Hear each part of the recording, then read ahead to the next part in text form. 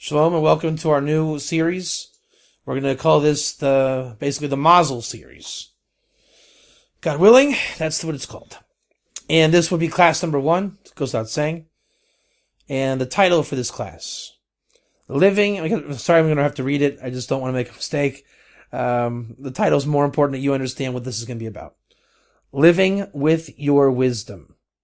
And in parentheses, it means your name and your Mazel. Right? It's a bit complicated. Sorry about that. But living with your wisdom, right? And kind of following through with that, that's your name and that is your Mazel, right? My basic label on this type of series is my name work, or in other words, my soul Mazel work. You can find the information available for further instruction at soulmazel.com. Not to be confused with my other, let's say, Ger venues, Noahide venues, things like that. Soulmazel.com is its own thing. It's my Mazel and Kabbalah teaching. This will be a series. I'm not sure if we'll do it every week. It will certainly be a series to come back to if we go away from it. How many classes? That remains to be seen. Let me just tell you what this is. And there'll be a full introduction here now. The Mazel series will be predicated on this book. It's called Otzer HaMazal, right? Kind of in the vulgar format, it's called Encyclopedia Le'inyane Mazel, right? Encyclopedia is not a biblical word. So Otzer HaMazal, the treasury. It's not a good word, treasury. What does Otzer mean? And really easy word. Storehouse. Yeah. This is the storehouse of Mazel. And I like what it says on the cover. Hakol taloi b'mazel v'afilo sefer Torah b'heichel. Everything is, again, taloi doesn't mean bound, contingent in Mazel, and even the Torah scroll in the sanctuary, in the temple, would be contingent, placed upon, governed by Mazel. What does Mazel mean? That's going to be another issue we'll get to. But my point is, I want to get through this book. I don't know how many classes. I'd like to do it in one shot, but unfortunately 1,000 pages is a bit taxing to do it in one shot. So we'll do what we can. I hope to do it weekly, but I get sidetracked with the other classes that come in the series, like the Gear Light series, all my gear work. So bear with me. I would like to do Mazel every day. It's just there are other demands in the Jewish year than that. Okay, another introduction point. This book is a sister book, that's my language on that, to the Vilna Gaon's famed Kol HaTorah. That's my connection, that's not an official connection. The Vilna Gaon is, as far as I'm concerned, He's written many things, but again, as far as my personal portion of Torah is concerned, I like to focus on the Vilna Gaon's commentaries of Mishlei, Proverbs, and Song of Songs, Shir Shir. Right? It's kind of like a unit. It's a set unit. He has consistent themes going in these works. And with that said, Kol HaTorah is his, again, the translation's a bit rough. He calls it the Shulchan Aruch of the Gula, right? It's really not a translation of Shulchan Aruch. But what it means is, again, it's like an Otzer, a treasury or a storehouse of all matters of the redemption, particularly Mashiach ben Yosef and his adversary Armalus, just for you. That book is predicated on a verse in the 2nd chapter of Song of Songs, the Kol HaTorah Nishmeh B'Artzenu. The Kol HaTorah, the turtle dove, the voice of the turtle dove is heard in our land. It's a verse about redemption in Song of Songs. Vilna Gaon then made a proper sefer or book encapsulating that aspect of redemption, and he made it his official treasury storehouse of matters of redemption, the beginning of the redemption, Mashiach ben Yosef. One of the most neglected parts, perhaps, in the entire Torah and our eschatology in Judaism. With that said, one of the main elements of Kol HaTorah, I debated if I should teach Kol HaTorah, and I would love to, But that could be also a monotonous endeavor, taxing on the eyes and ears to listen to an hour-long class of Kol Torah. It's more of an in-depth personal study to get into. But one of the main premises of Kol Torah is everybody in Israel, all four houses, Kohen, Levi, Israel, Ger, must know their names. You must know the meaning of your name, because your name, as we're going to find out today, is what's called Shlucho Shel Mahkum. It was sent by God, right? You are actually not you. You are a name, a mission sent into this world to achieve a Mazel act. In fact, with that said, Hakol Toloy b'Mazel, everything is placed in Mazel, even the Sefer Torah in the Heichel. Don't read that. Say even your name, right? So your name is Mazel. If I happen to be in the bookstore and Bob comes in and I notice Bob and I'm aware of Bob and I'm saying, why am I so aware of Bob? That's a Mazel moment. You need to now analyze who and what is Bob's mission to the David Katz program, or whatever type of configuration you can achieve in that amount of time.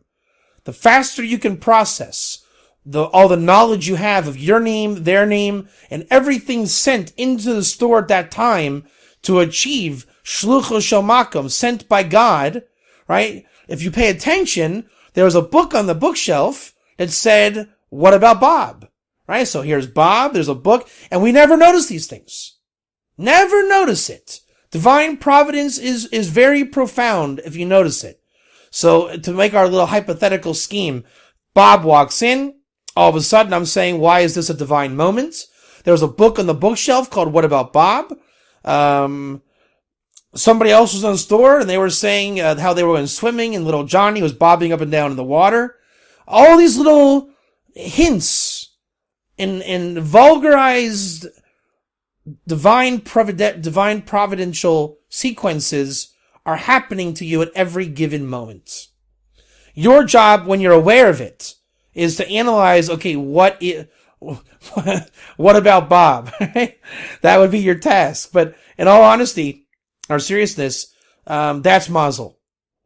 It's always there. Mazel is the emanating dynamic wisdom of reality that you swim in. You are never out of wisdom. Your name doesn't stop or take a time out. You are always on the go. You're always on the clock. You are always being called upon. We sleep through our lives, never realizing our mission is being achieved, whether we like it or not.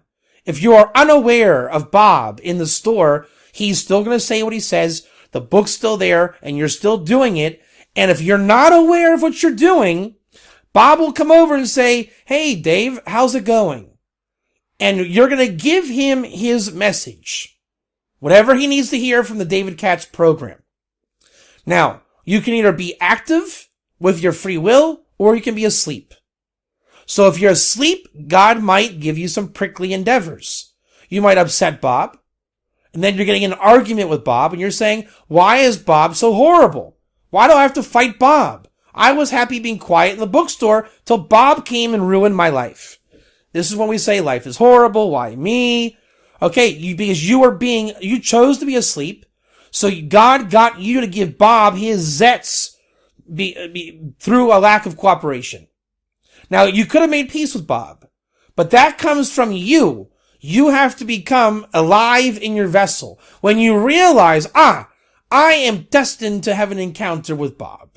So now the first thing you do, if you were not awake, you're going to hit Bob with some kind of insult or whatever. That's how God will bring it out. It's called din, right? It's just mankind is kind of in a natural roges, angry, agitated state, where our first inclination is, you're probably here to bother me. Our job is to sweeten the din or judgment and make mercy. Make peace. Everyone's at war. Everyone's a king. Everyone has an ego. You're in my world. I'm here to pay for my books first. Who do you think you are? Who gives you the right? What, do you think you own this place? I've been coming here for 30 years. Who do you think you are? I remember the last thing you said when you were here. You insulted me. Right? All these things. You said, I insulted you? Right? You were insulting him when you didn't even realize. You said all people named Bob should go to jump off a cliff. He said, my name's Bob, thank you very much. We have no idea what we're doing in the Abishur's plan of creation. You are insulting and hurting people only because Bob deserved to get a Zetz on his head for being named Bob. And he says, why did you name me Bob? Because God loves you. You say, if you love me, then why do you hit me? Because you don't listen to me, Bob. Round and round and round and round it goes. That's wisdom. When you gain a grasp of your wisdom, stop being the victim. Bob needs to start being Bob and find out, what does Bob mean? Get on the internet and look it up. What does the name Bob mean? Then you say, David, why are you always falling into the Bob program? So what does David mean? And you look it up, and when you're ready to encounter Bob, or whatever it is in your reiterating patterns of your life, they're always reiterating. If you look and have the keen eye, it might not be literally the name Bob, it could be what Bob represents. So let's say Bob means black chair, only because I'm looking at a black chair. Bob means black chair. So there's other things, let's say, that mean black chair. A judge sits in a black chair. Why do the judges always come down on me? The principal of the school has a black chair. Why is he always putting me in detention as a kid? Ruined my childhood, and now I have these issues. I mean, this is where people get complexes, right? My mother-in-law had a black chair. So whatever it is, everything, all these potential antagonists in our lives don't need to be, right? For whatever your Mazel pattern is that's inherent in your name. Now, you become aware of the David Katz program, and I say, okay, number one, let's assume Bob's not bad. I don't know why. I know he's willing to attack me, and I am not looking for a fight. Even if it's a small thing, right? Bob wants a small talk, and I don't like small talk. Right? These are my issues, right?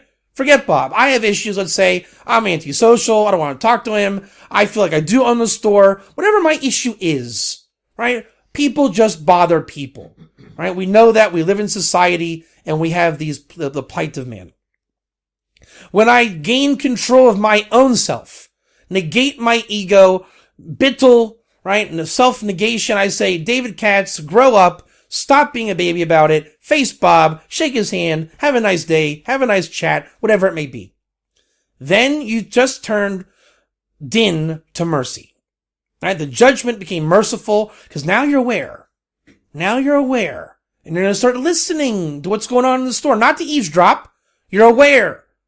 If you are listening with ayin hara, that's called judging. Now you're just back to judging Bob. Right? How can I get Bob to trip up so I can have ammo to attack him if he attacks me? Don't think it like that. That's war. Listen to be aware without judgment. Simply perceive and don't continue any further.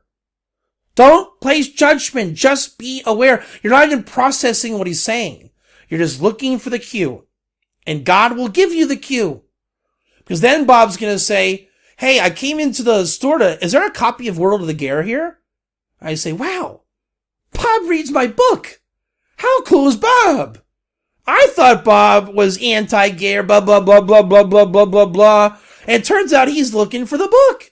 Hi, Bob. I wrote the book. That's my book right there in the bookshelf. Really? You wrote that? Yes, I did. Wow, because we just started a group and we're talking. All of a sudden, Bob's your best friend. Then you go and tell all your friends, man, I'm sorry about Bob. I was treating him bad. Turns out he has a group in town. He's a tour guide. He didn't even know it. He brings Noahides through the whole town. Who knew? Who knew Bob was this great of a guy? Because you are so shallow, you are judging Bob because he wasn't as good as you. Right? Bob wears black pants, and you say guys who wear black pants is like the black chair, and that's good enough for me to hate people like Bob. You have shtuskeit. You have nourishkeit, shtuskeit, right? You're shallow and you judge. It's called your Yetzer Hara, which is not indigenous to you. Your name is not that. You have a name, therefore you have Mazel, therefore you have wisdom, and we're going to say in the book, you have a minister on high, a Sar Shel Mala, watching you, sending you your name through the process called Shlucho Shel Mahkum. Bob was sent to you, the books were sent to you, the bookstore was sent to you just for you. They opened the store just for you. They knew you'd go there, right? The spiritual entities that be and that make up our creation, and your name was sent to be you, and all you have to do is simply accept your fate. You are you. You're in the store. There's Bob. We have this whole situation. Accept it. Don't fight it. Let it be. Let it permeate. Let it come to you. That's really called maturation. You are maturing within seconds. The wisdom is coming. It's like you're going through a metamorphosis, like the Incredible Hulk, right? It was just a guy that, right? That's you, spiritual you, inside. You don't realize it, but soon when you hit your mark, just by simply calm down, stop being angry, let it just be. Bob has a right to exist, and so do you, and it's not a crime. We're going to get into that in these books here in the next segment. Just keep that in mind. Two people with one common goal. That's a vulgar term. Let's call it, the real thing is one, shtei mazel ke'echad. Two guys with one mazel. But they two guys with the same place, dealing with the same stuff. They don't know how to work it out. So it looks like a fight. We're going to get in that in a minute. And to close this segment, we're going to say that when you go through your metamorphosis, and you start to come into your vessel, and your feet touch down, you're in reality, you're ready to go, that's when Hashem says, action! Just like the world of Asiya, action. It will always be a divine providence moment. Hashgacha pratis will happen. Either somebody will say something, you'll find something, you will realize something, a chiddush will come to you. It is 100% a wisdom as such. There's a reason why you were bothered when somebody walked in. Right? And your Yetzer Hara said, hey, kill him! That was for you to say, wake up! Is it any different when your alarm goes off in the morning? You want to throw your alarm and break it through the wall. Everybody does. But when you come to, you just realize, it's time to wake up. Just turn it off. It's not here to attack you. The morning is not your enemy. But you think it is. Right? You wake somebody up, they're ready to kill you. But when they come to, they're okay. So you're basically asleep, walking around, and when you're woken up, and you have your Modeh Ani moment, and you wash your hands moment in the store, and you got rid of your filth, you're now a pure soul. You can receive the light from God, and you can then achieve the mission and goals of your name. With that said, that is the introduction to Mazel class number 1, based on Torah, finding out your name, your Mazel, your wisdom, so that you can do your part in perpetuating the creation and ultimately bringing us closer to the redemption. And with that said, that's what this class is about. That's what the series is about. You realizing you are shluchus shel Mahkum, you are sent by God. Thank you.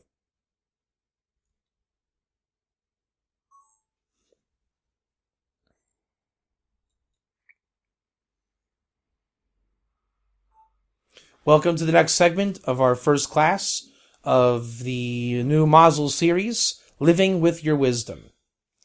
Okay, let's give an introduction to the book that we're going to be focusing on for however long the series goes. Again, I don't want to just blot out my face here, but Otzer HaMazel, storehouse, a repository of Mazel. And let's focus on, again, the cover of the book. I really like, this is the essence of it. The question is, what is Mazel? Right? Is it astrology? Is it avodah zarah, witchcraft? All these things that we've heard? No. Number one, astrology is technically not forbidden by the Torah. It requires that you do it right. But even that is not what this is. That is the Mazalot, which is not Mazel. Just like we say in the Torah, pshuto is not pshat, right? Simple meaning is not pshuto. Pshuto is a different word altogether. It's a technical term. We find it a lot of times in the English language. I don't know if I can think of one offhand. See if I can think of one offhand. You think of one offhand?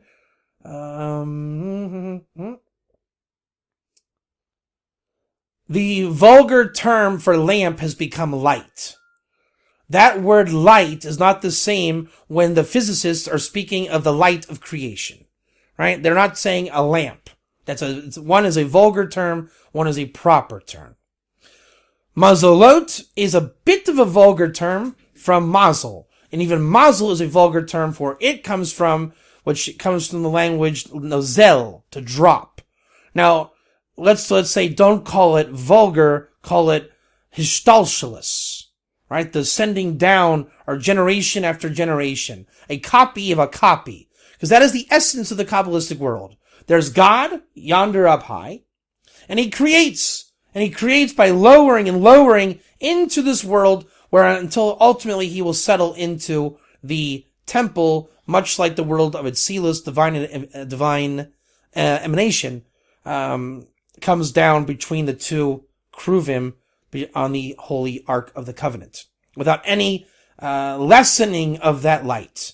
So God will dwell in his temple.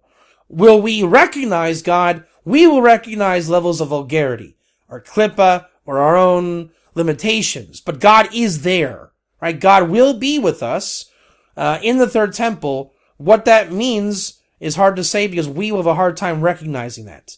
We will spend the eternity coming to recognize that. With that said, Mazel then has a lessening effect too.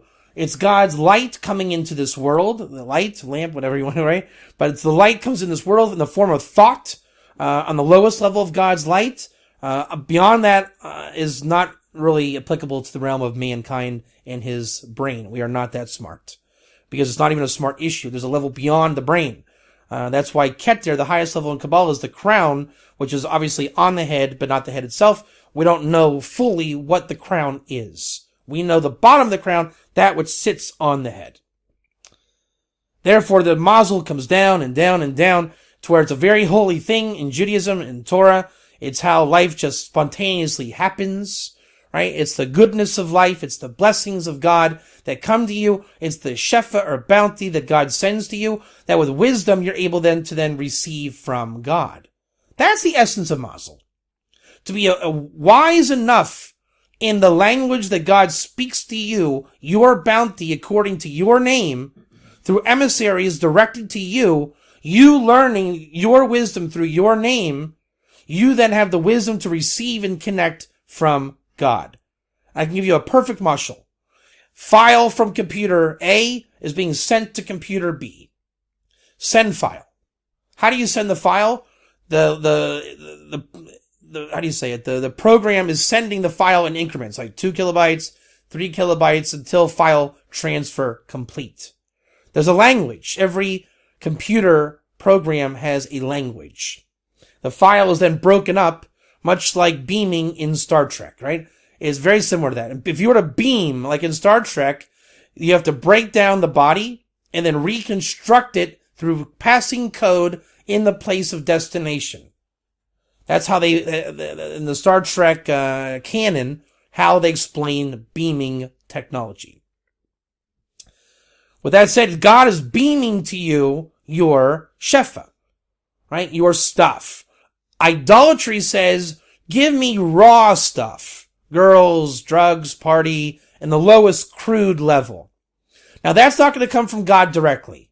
Even though everything does come from God, even if it's a test, right? That guy is sinning, and God will allow him to sin. And God will then say, I will punish you for sinning. In a very kind of draconian way, I'm aware of that, but for the sake of discussion, then there are idolatrous emissaries that will come to fulfill that job.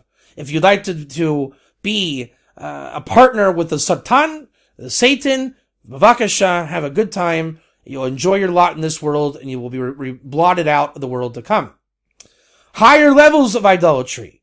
If you want vulgar Torah, if you want false ideas, right? The religions that are false are set up to give you stuff, right? The pastor, the preacher, the imam, they will give you your shefa, right? Here's a belt to blow yourself up. You got 72 virgins. Have a great day, right? That guy thinks he got great stuff. The imam helped me realize that I'm going to get 72 virgins in the next world. I'm doing pretty good for myself as a practicing Muslim. Right? You just got your shefa, your bounty from a lesser source, and you have placed your Emunah, your faith in something not God himself. The imam, who was here to disguise himself as the divine, has said this is God's will, when really it was the will of the imam. Now, once you get rid of idolatry, and you connect to God himself with no intermediary, God will send you the beaming software. Sorry to be crude in the type of sci-fi imagery. The point is, God is sending mankind shefa all the time. Rain, right? Rain is shefa. It's an immense shefa. If you're a farmer, it's pretty hard to farm without rain. Food. It's pretty hard to live without food. Therefore, there are three aspects bound by Mazel. Chaim, life, Mazon, sustenance, and Banim, offspring and legacy. Those three are not bound by merit, but by Mazel. Thus, you must be wise and learn how the world works in order to achieve Banim, offspring, children, legacy, Mazon, sustenance to feed your family, Chaim, life, to connect to life. Thus, you are bound and asked and urged to be cooperating in those three things by God. You should not be separating from the congregation. Be in life. Have sustenance. Have things, i.e. the Shabbos meal, right? You're not supposed to just fast on Shabbos. You're going to say, I'm not going to eat on Shabbos because I'm too holy.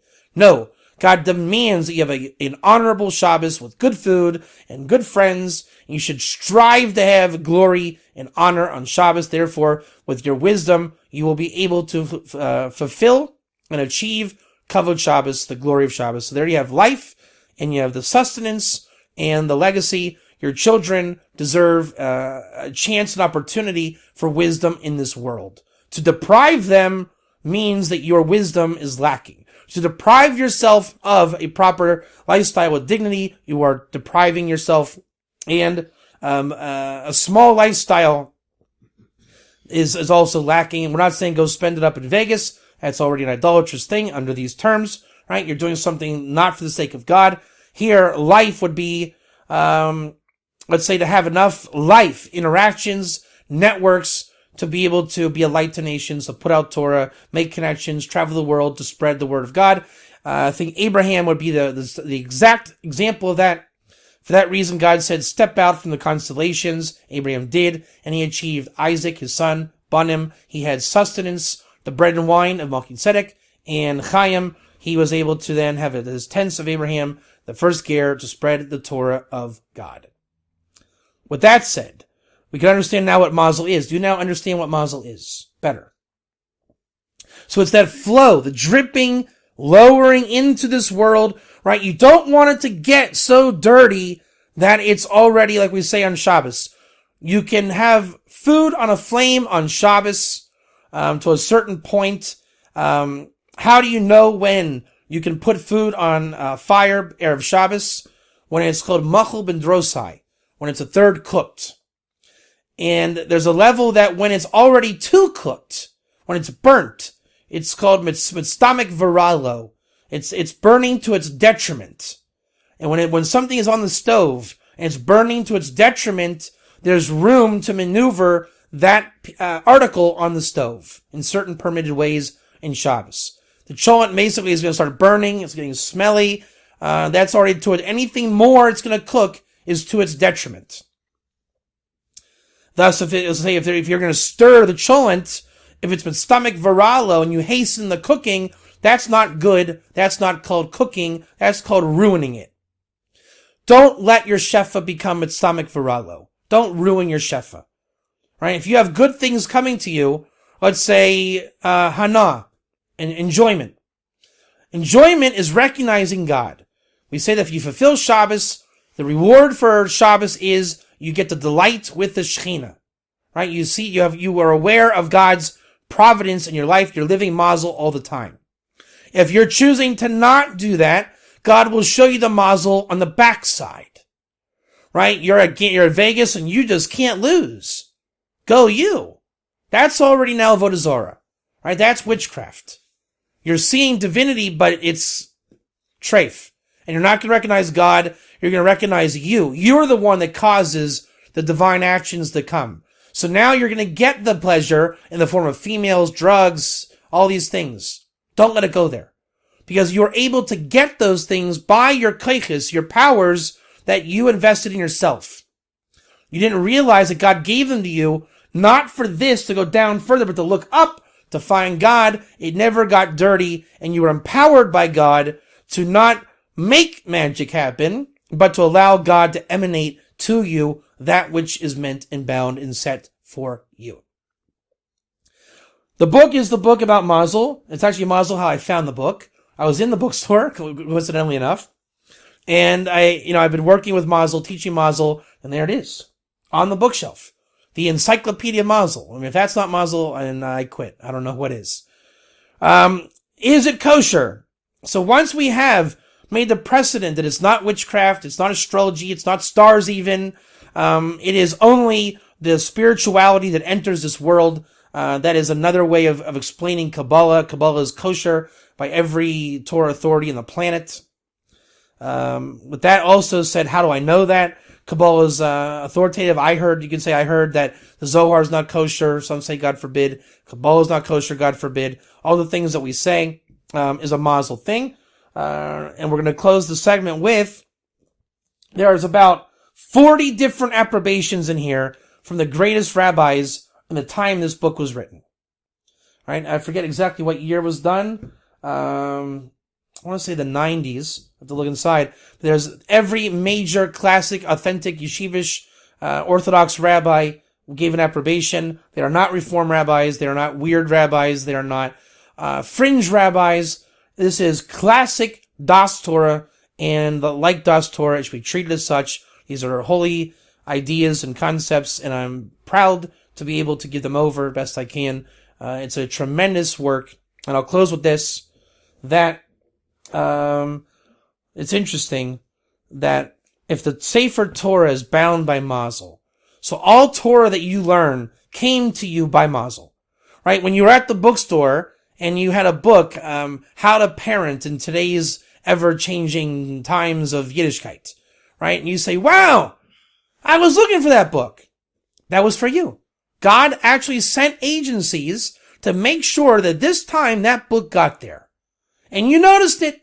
You just had your Mazel moment. You noticed it.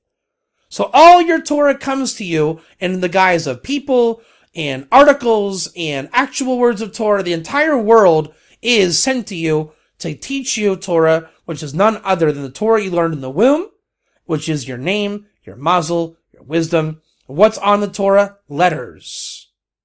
So if you're going to look at it, the Holy of Holies, where the Shekhinah dwells, there was the Ark. In the Ark, which represents Torah, right? We say in Yom 72 A or B, I think it's B. There's 3 crowns in the world. The crown of kingship, which was taken by King David. The crown of Kahuna, priesthood by Aaron. And the crown of Torah, which is symbolized by the Ark, is available for all those that wish to take that crown. Inside the Ark is the 10 Commandments. In the 10 Commandments are the letters of Torah. Are the letters in classic modern script of Hebrew called a shurit, or the chicken scratch looking letters you see called ivri? All I'm saying is both are valid, but if you go by classic ashurit, just imagine the power if you can read, understand, and work in Torah ivri, the original Hebrew script. If the Torah is bound by Mazel, and you have a different script, then by definition you can change the Mazel. The question of Mazel, when we say, Ein Mazel be Yisrael, there's no Mazel for Jews. No one says that. They've learned that wrong. I'm sorry to tell you. The book answers, and all the commentators explain, they're not asking if there's Mazel. We know there's Mazel. And no one's talking astrological, because that's not the question. The question is, am I bound by my Mazel? Can my Mazel change? Can the book about Bob appear on the shelf, and all of a sudden, God says, Devo, it has nothing to do with Bob anymore. Now it's about Tony. Can your life be about Tony? And all of a sudden, a brand new arena comes in. Can that happen? That's the question. They say it can, but only under certain conditions, i.e. merit, much merit, or prayer, knowledge, study, and this is what the letters represent. Right? If you can make such a change, a tshuva to God, to say, I love your Torah so much, I want to learn it in both styles of script. That's one of the ways that you would be able to change your Mazel, grow in Mazel, master your name, and be immersed in the wisdom that is indigenous to you, that is sent to you by God and His agencies, which are buttal to serve God's will, and you are serving God's will because God is uniquely one. Thank you.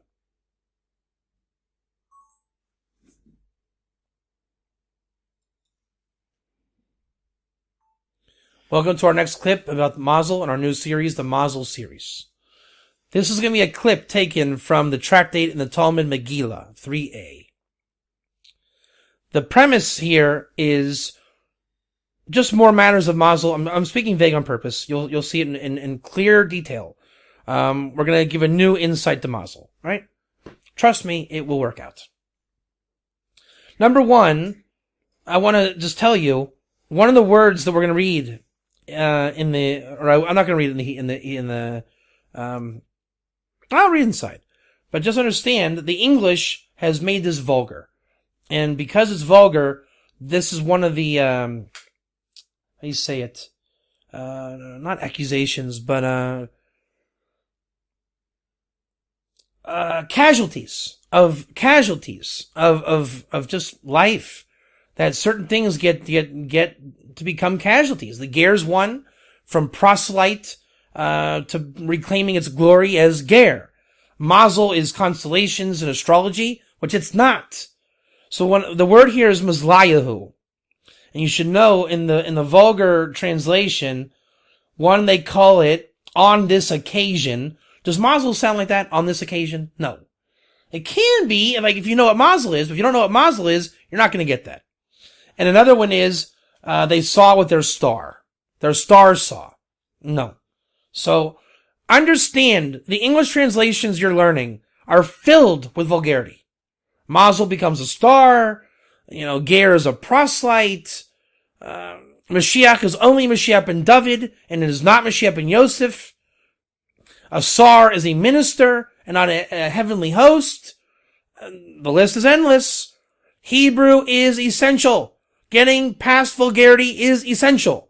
Otherwise, you will never get the wisdom of Jewish spirituality. I promise you that. You'll get close. You'll sense something's there. But once you say their star saw, you're going to say, well, then I should become into astrology. The word was never there, right? That's how you get that sullied shefa. All right, you can be in a mazel in astrology, but that's sullied. The trick is to be high, unfiltered, unadulterated, where it's pure. Let's go ahead and read inside. This is about Daniel and his vision and his mates that also had visions. There was Daniel and Haggai and Zechariah and Malachi, the last three prophets. Inahu adife mine, ve'ihu adif minayahu. Just to get a easy translation here. Basically, he was superior to them, Daniel, and they were superior to him. Inu adife mine, the inu naviye ve'ihu lo navi. They were prophets, he wasn't. Ihu adif minayahu, but he was more preferable to them than they were. The ihu chaza ve'inahu lo chaza. He saw, and they did not see. What does it mean, chaza? What kind of seeing? Let's just see if Rashi said anything over here. I didn't check that yet. Not sure. I'm looking fast, so looks like they were prophets. They were prophets to Israel. Look at this. Rashi says, B'shlichuso shel Mahkum. There it is. There's the turn, right? That they were sent by God. They were Mazel elements sent by God. That's good. And their vision was from God. They were all about the Mazel. They were receiving the Mazel revelation. They are the Mazel revelation. And they were sent to Israel to be that Mazel revelation.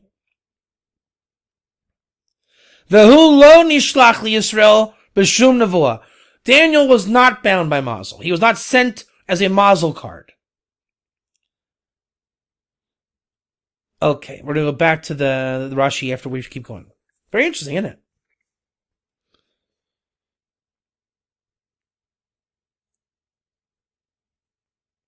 So now it's going to say, a second.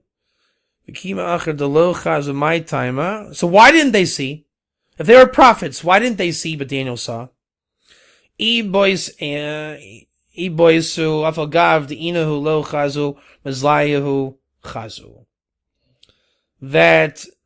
I think it says there, let's see here.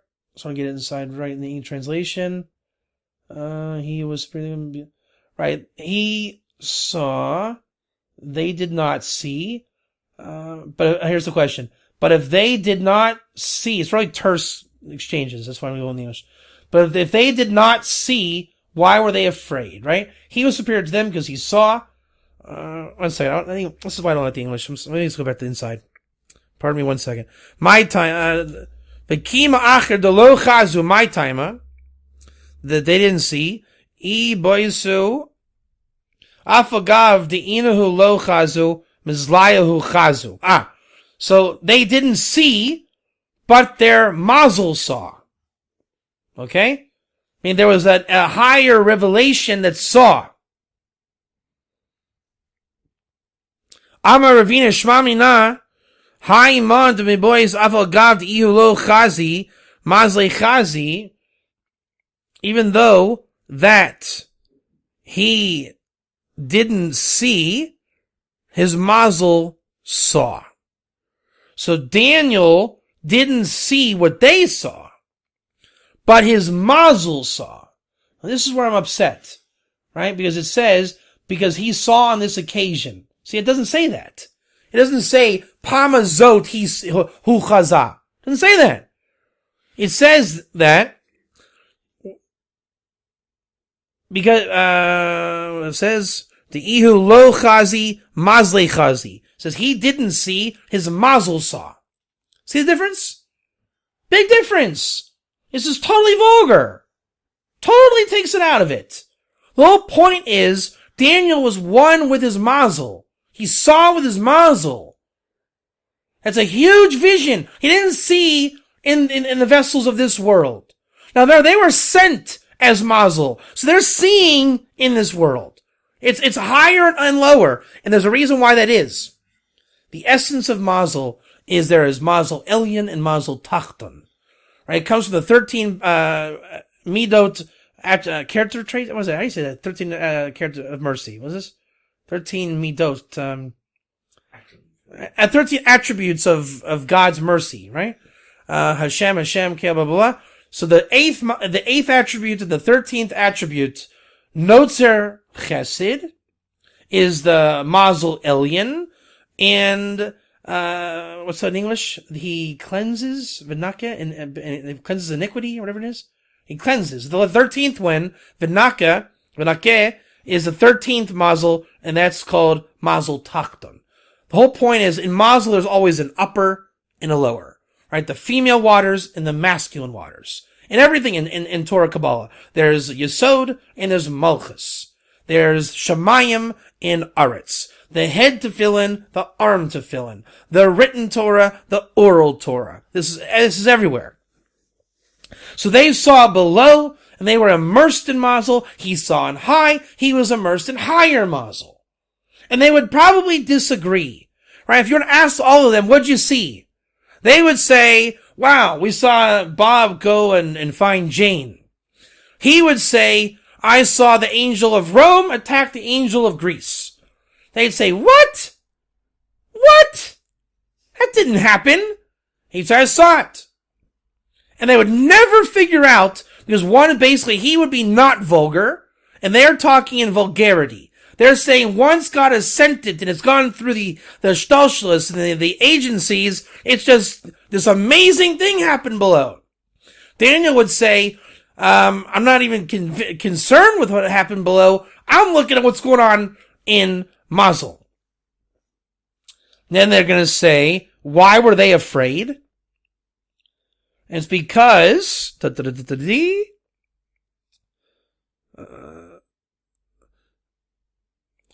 they also, so that even though that they saw, or they did not see above, their Mazel saw above. Right? They didn't see, but their Mazel saw. So where Daniel really saw it, their Mazel was aware. It was kind of like, imagine them being like when you see an animal being spooked, and it doesn't know why it's spooked. So they got a bad feeling. Now Daniel knows why the bad feelings are coming. He's watching the Mazals happen. Not watching with his eyes. He's aware. He's perceiving God in motion. They're not seeing God in motion. They are part of God's motion. So they are being spooked by the motion of God, and they're not aware of what God is doing, or Daniel was. That's why I wanted to read about the Talmud. Now, hold on 1 second. So the Rizal then is going to bring this into really a nice focus. That was just the source. Okay? That was just the source. The better question is, what happened to my bookmark? Let's see here. Can you hand me, I pulled the wrong book, Shargo Gulim Chelik Aleph off the bookshelf right above. Should be there. I made a blunder. Thank you, sir. You're a gentleman and a scholar. Okay, so here's the picture, okay? We have Daniel and his friends are not getting along.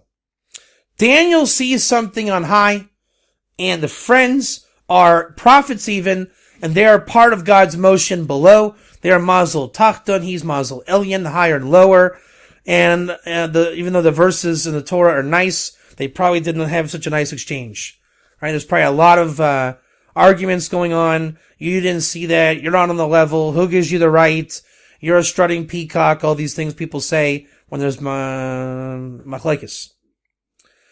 Gamda. Also, I'm just going to read straight from the Hebrew to English, just for whatever. This is chapter 20, Shargo Gulim. The Hebrew starts off with Gamda, right? Also know. That we find in one generation 2 souls that are from one source. In 2 brothers, figuratively or literally, or 2 friends. Let's say there's a yeshiva, and 2 guys are destined to be the Rosh Yeshiva.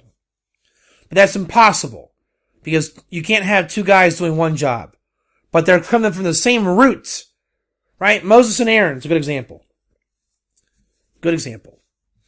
And both of them hate each other, and they're trying to kill each other in their nature. And they don't know why. Right? They get along, but they're always battling at the root and of their nature.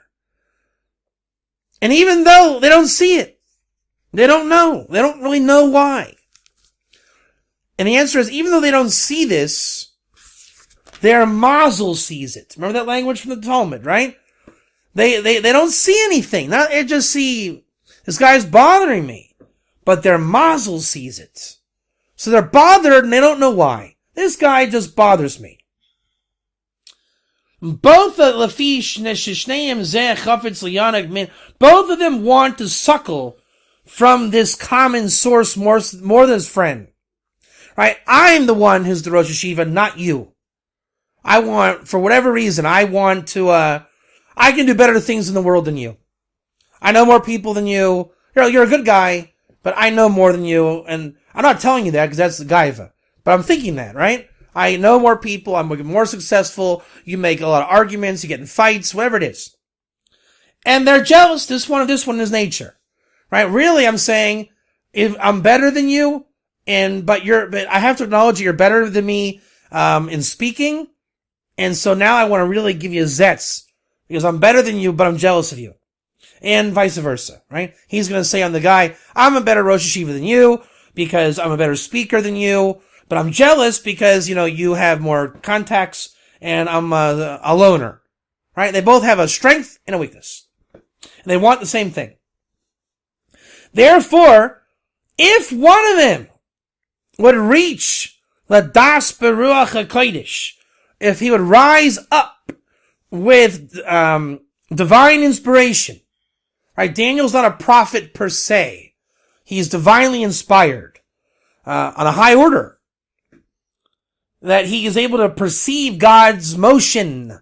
He's not subject to God's motion only, like we both are, but he's subject and he sees the motion of God. So it's not that he can anticipate. Remember, Mazel is not fortune telling. Keep that in mind. It is not fortune telling. He senses the Mazel going on. They're both from one place. He knows that. Then for sure, they will come to love each other. Because they'll know when to give in. Now, one guy will win. But it has to happen naturally. So let's say this guy's here going to win. Alright? He's better than me. If he sees what's going on, he will let me be stronger where I'm actually stronger. And he trusts in God that he will be the victor, not because he's better or jealous, because God simply said, you and not him. I am only seeing the world below, and I'm saying me and not him. He's not even trying to fight me anymore. Obviously, I won. This guy's in for a surprise. This guy is watching it happen, and he's not hoping his friend dies or has bad happen to him like Cain and Abel. He's looking for my salvation because he knows that God simply favored him and not me, and therefore he can love me and I can love him. Clear? That's called Shtei Mazal Ke'echad. Right? There was one Mazel, two guys had one Mazel. Okay. And with that said, that is an example of how we can get along, be of the same root, same cause. I mean, look, let's give a really crude and crass example. Two guys love one woman. Right? They both want to marry her in this analogy. And this guy knows that he sees, look, let's get really silly. Zach Morris and AC Slater in Saved by the Bell. Both want Kelly Kapowski. In the end, Zach married Kelly. For all those 90s children out there. Basically, patience and wisdom are synonymous. If someone has the grace of the hour and the spotlight, and you feel it's your time, and you can see it, this guy is not a threat to him. In fact, in a really analogous state, this one will be Mashiach ben Yosef, and this one will be Mashiach ben David. Analogously, right? He's setting the stage for his success. Right? He is Yosef to that Yehuda. And that's a klal in spirituality. If they're in front of you, they took your material, copyrighted, and they got the glory, and hey, I invented Windows, everybody. But no, you stole it from Steve Jobs. Whatever it is. Let him have his glory. Because it doesn't mean you were rejected. But if you don't rise and see it, then we're going to fight below, and you're not going to get it either. But if you rise up, you get it, he gets it, there's peace, it works out, the Mazel works out, it was all shluchos Mahkum, everybody wins, and that is a big secret of just basically how God runs the world, of which you are a part of. Thank you.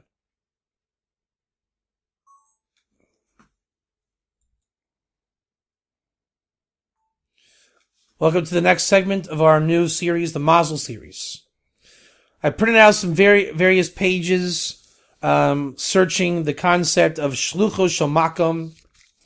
Shluchos Mahkum is those agencies sent by God that serve God himself directly. And it's all based on our book, Otzer Mazel. And for those that were not following the previous clips, this is our new series, the Mazel series, Living with Your Wisdom. I'm not going to read this paper verbatim because it's out of context. Let me give you an example. There's a passage in the Tractate of Talmud Nedarim, 56a or 56a. And it's out of context, so just bear with me. The Mishnah says that you can have an empty bed in your house. Right? It's not exactly what it says, but just hang with me. And they say it's some kind of like a Aramaic word that they say that maybe that's an idolatrous word. Okay? Like a good omen. This bed is a good omen. It's kishuv, witchcraft. It's divining. They want to know that. Right? The Talmud says, put this empty bed in your house. It's good. They say, I don't know if it's good. That's some kind of, divining. What do you want me to do with this? This is a beautiful, pay attention. This is important. They're saying that putting an empty bed in your house is a good sign to strengthen your mazel. It strengthens the mazel, right? It's like there's a good bed, the flow comes. It's just one of those things. It's a good shluchos shamakum. It's when you mekayim that, I say mekayim in English. You fulfill certain things. Like putting a mezuzah on your door is one, right? You put a mezuzah on your door, you're guaranteed a certain Mazel upgrade in your house. If you have Shas in your bookshelf, there's a certain upgrade, right? Torah is bound by Mazel. Put certain books in your home. You're destined to learn them, and then you will upgrade your bookshelf because the books come through Mazel, and now you're involved in the Torah, so you're in the flow of God. You want to remain strong in the flow of God, the coming down into this world from God. So Torah and strengthening your Mazel will do that, which brings you a greater intellect, greater crown, greater Torah, greater positioning to receive God in this world. And they say, wait a minute, isn't that idolatrous? I say, no, it's a good sign. He strengthens his Mazel. This is, I think, the biggest revelation I've ever had in my life. Everybody has a Meshugana relative in Judaism that puts plastic over the furniture in their living room. Correct? And you say, why does these Meshugana family members put plastic over their furniture that we can't sit in the living room? I mean, growing up as a kid, we had furniture in our living room, and I wasn't allowed to sit in those chairs. We never went in the living room. The living room was never to entertain anybody. It was these like fancy chairs, like embroidery from way back when, the Bubba Meisits from the grandmother, who inherited from her mom, and some kind of like brush with elephant hair. I mean, weird stuff, whatever it is. And the couch with it is like orange and with swirls on it, and you didn't dare go in that living room. I now understand why. It's the couch you don't sit in. It's a strengthening of Mazel to have certain things in the home. And this is saying you dafka don't lay in the bed. Right? This is the bed that no one lays on. You know that? This is what they say. This is the reason why you have Kisei Eliyahu in the shul, the chair of Elijah. No one ever sits in that chair. And you say, why do we have this chair here? No one ever sits in it. That's why. It's a strengthening of Mazel. So this is why you have Aunt Fern with the couch no one sits on, the chairs we don't sit on, the brush we don't use. It's not meant to be used. It's simply to strengthen the Mazel of the home. Is that not fascinating? You have family members like that? Another kind of offbeat printout we have. There's something called Magen Avraham, right? That Hashem guards Abraham, right? That Hashem guards certain ways. So Hashem is the guard. He guards you. And he is the true guard. Hamagen Hamiti. V'im HaMelech who, if he is the king, and he is guarding you, then shlucho shel Mahkum hu. Whatever is coming to guard you, that was sent by the king. He is a king, and he guards you. He can then send his emissaries to guard you, and he is a true guard. They are a true guard, and that which was sent by him. Now this is fantastic, and I will tell you why. I will tell you why.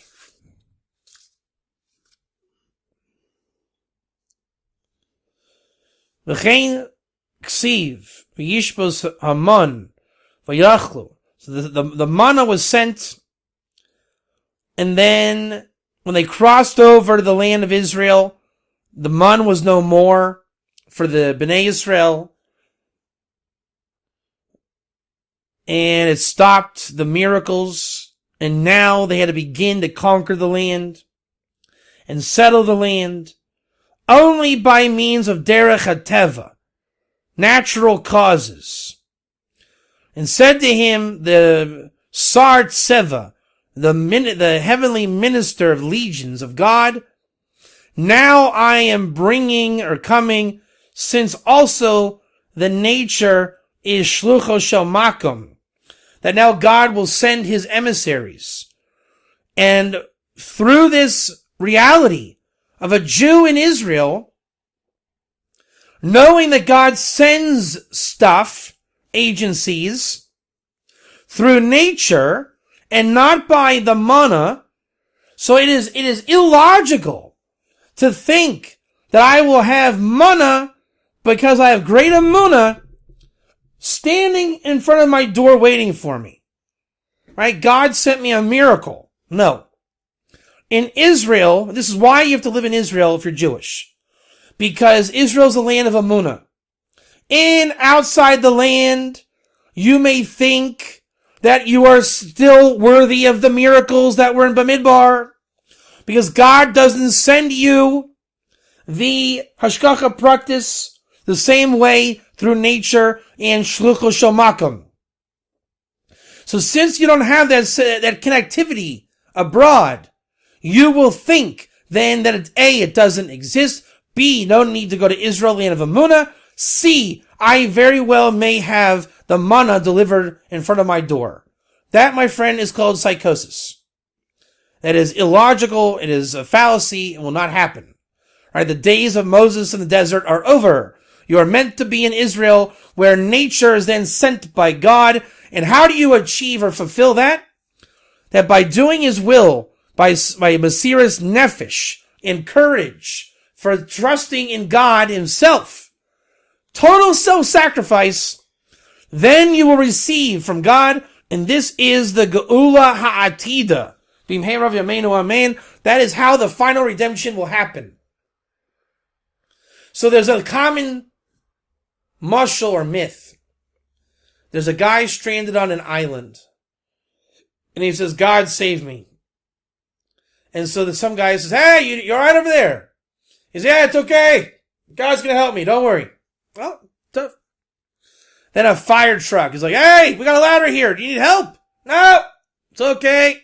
I'm waiting for God, buddy. Keep going. Don't mind me. Then there's a helicopter with a ladder. Coming, hey, you need help with that? No, it's okay. God's going to help me. Don't worry about it. In the end, God never saved the guy. He says, God, I had faith in you. Why didn't you get me off the island? I rejected come on. He says, what do you mean? I sent you the fire truck, the helicopter, the guy. You rejected it all. Now, the yeshivish part of the story is when you say, that story is not true.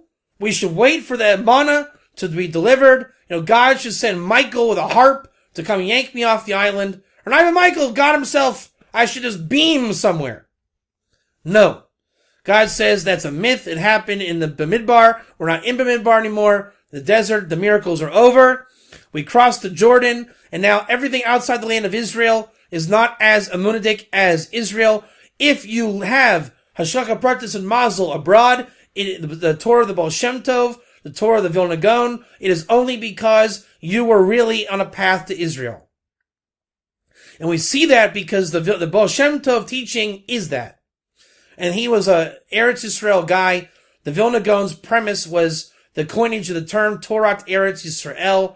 If you live in Israel in your heart, the concept of the ger in exile, even for the Jew, you will then receive nature and movement, the shlucho shel Mahkum, and you achieve it with a self-sacrificing nature. You will then achieve the blessings from God. And by the way, the book called Torah is predicated entirely on that point. The Vilna Gaon says, how do you do the redemption? Mesiras Nefesh, for trusting in God in these matters. And now we can see it's about Mazel. Which is why the Vilna Gaon says, know your name. If you know your name, that's an aspect of Eretz Yisrael. It's an aspect of connecting to God in nature, sending you his emissaries, which serve him. And he is sending himself basically to guard and protect you and eventually move you towards Israel through Torah. And that Torah is called Torah Eretz Yisrael. It's the Torah of the Tzaddik. It's the Torah bound by Mazel. Ultimately, it's Kabbalah, as the Vilna Gaon says. The Kabbalah that you learn is a schus. The schus is that which comes to you through Mazel. Thus, the guy in the island should have taken the fire truck or the helicopter or the guy because God was sending him Eitzah and he simply rejected it because he was an Amma Aretz. In Parshas, I think it's Hazinu. I'm not sure. I didn't print it out right. But Rashi is quoting, we're all looking for signs of the redemption. Right? People have, they'll say the earthquake in Nepal was a sign of Gula. I don't think it was. I think it's sick to think and wait for people to die looking for signs of Gula. And in the blogosphere, a lot of people are looking for signs for the nations to die. I don't think that's productive. I think it's counterproductive. We should not be counting corpses to know if Hashem is doing something good for the Gula. With that said, we're still looking for signs. Everyone wants to know when is a sign of the redemption. And the answer is, if it was Lukesh Mahkum, that is Basimanim Lahamin Shahu Lukesh Mahkum. You want a sign you can believe in. If it's Lukesh Mahkum, that's a sign of redemption. You have to see the Mazel. If it's Mazel, it's true, and it's a sign of redemption. When it actually happens in that light. Or whatever the thing you're looking for. So if the redemption is about the final tzaddik, right, the 5 final letters symbolized by the final tzaddik, that we're looking for real righteousness to come to the world, therefore there's a Mazel of it. It comes into the world with Lukesh Mahkum, i.e. it's the motion of God. If you want to see the tzaddik, if you want to see the redemption, then you have to be able to recognize righteous Mazel. If you can do that, you will see the signs of redemption. Here's the cat out of the bag. The Ger movement is a big one, right? Is a Mazel sign of redemption, of righteousness, and it is certainly Shlucho Shel Mahkum. Remember Daniel and his friends. And we'll close on this last note. This is really nice. This comes from a printout I have. We're talking about the redemption from Egypt and blah, blah, blah, blah, blah. So it's saying a lot of things, but then it says that I will take you out, God says, and not a shliach, not an emissary. Al yedei shliach, hainu hakara madreges oilam yitzira, shalofia hich raseinu poyo sham shlucha shamakam. If you can perceive Mazel, or that which is shlucha shamakam, then you are on the level to recognize the world of Yitzira. So there's Sefer Yitzira, which is the Torah of Shem. So, and in a 1 foot, what is the Torah of Shem? New definition for Torah Shem followers. To recognize the dynamic flow from God, which is the level to recognize the world of Yitzira coming into your world. That's all for this. I hope you understand the Mazel concept in a new light. I think this will be a great series. We've covered a lot of ground today. Next time we'll start with the book itself proper, getting into Mazel, and I hope you've enjoyed these concepts. For further elaboration of Mazel, don't forget to visit the website soulmazel.com. There's classes available, name analysis available. Frankly, Mazel is my passion, and it is basically the essence of redemption as we're seeing. The Vilna Gaon's premise of redemption, and God willing, we will all realize our part through our names, through our wisdom, through our Mazel, sent to us by God Himself.